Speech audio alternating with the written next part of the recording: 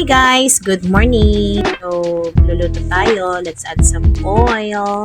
Mainit ang oil, lagyan na natin yung ating karne. Ingat lang po tayo, baka tayong talsikan. So, ilahat na natin lahat. Then, hintayin natin siyang maluto ng asin. Then, hiyaan natin siyang kumulo. Then, pag okay na, lagyan ng konting asin to taste. Then, haluin lang natin. Then, tinakpan ko siya para kumulo.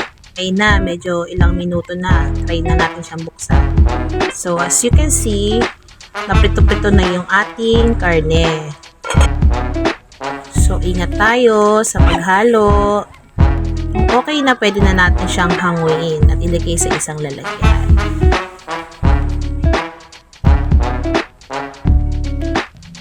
Tapos na magdadagdag tayo ng mantika para sa ating tokwa. Hayaan natin itong kumulo. Then, pag kulong-kulo na yung mantika, ilagay na natin ating tokwa. So, make sure na hindi siya dikit-dikit para maluto sila evenly. So, pagka okay na yung other side, medyo halu-haluin nyo na. Then, ilagay na rin sa isang lalagyan. After, then let's add the second batch ng tokwa.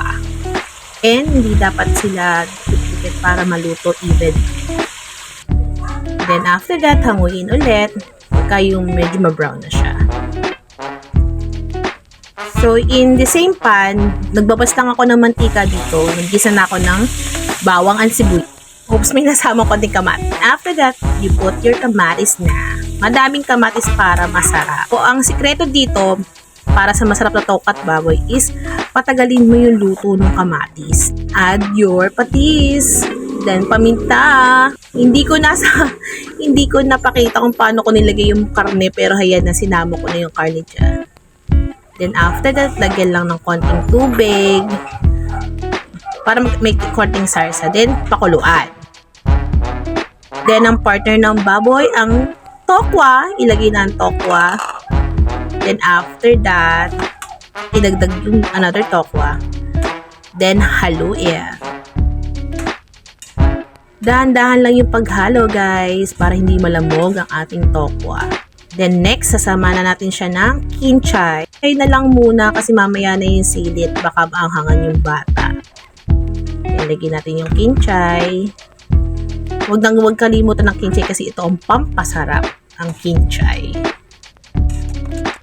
Haluin, and after 2 to 3 minutes, I think that okay na to. After that, nilagay ko na sa yung sili. Napagbukod ko na yung aming madam na maliit. Then after that, lagay lang for ang silis sa ibabaw ng ulam for garnish. Iba ang sarap. So, eto na ang ating tokwat baboy ala Mama Beads. Hope you like it. Ang sarap-sarap. Tara na po, kain na. Okay na to. Bye! Sarap. Let's eat, guys. Kain na.